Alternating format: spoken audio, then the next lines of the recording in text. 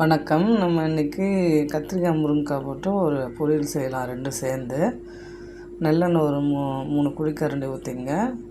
கடுகு 1 ஸ்பூன், சோம்பு 1/4 ஸ்பூன், சீரகம் 1/4 ஸ்பூன், உளுத்தம்பருப்பு வாசனைக்கு ஒரு 1/2 ஸ்பூன் சேர்த்துக்குங்க. உரிச்ச பூண்டு 15 பல், பெரிய வெங்காயம் அரிஞ்சு சேர்த்துங்க. 2 ஈர் கருவேப்பிலை. இது வதங்கின உடனே தக்காளி 1, தக்காளி பாதி வதங்கினாலே போதும். My home food flavours of love சேனலை லைக் பண்ணுங்கள், சப்ஸ்கிரைப் பண்ணுங்கள், ஷேர் பண்ணுங்கள்.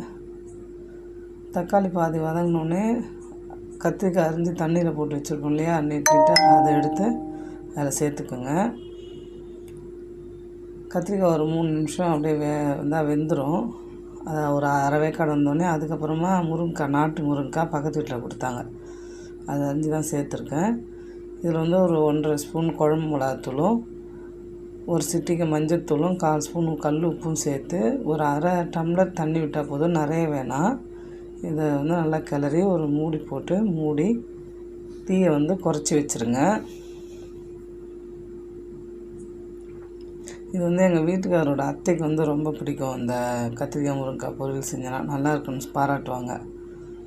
இப்போ இது நீங்கள் இறக்க போகிற சமயத்தில் ஒரு 2 கொட்டை புளி ஊற வச்சு அதை கரைச்சி சேர்த்துங்க. இந்த புளி தண்ணி சேர்க்கறதுனால காரல் இருக்காது, கத்திரிக்காயில் காரல் இருந்தாலும் இருக்காது. அதே மாதிரி முருங்கைக்காய் அந்த பச்சை வாசனை போயிடும். இந்த புளி தண்ணி ஊறி நல்லாயிருக்கும். ரொம்பவும் புளிப்பாலாம் தெரியாது, புளி இருக்கிறதே தெரியாது, ஆனால் டேஸ்ட்டாக இருக்கும். கொஞ்சம் கொத்தமல்லி தூவி இறக்கி சாப்பிடுங்க. சிலர் தேங்காய் இருந்தாலும் சேர்த்து சாப்பிடுங்க, தேங்காய் துருவியும் சேர்க்கலாம். தேங்க்யூ.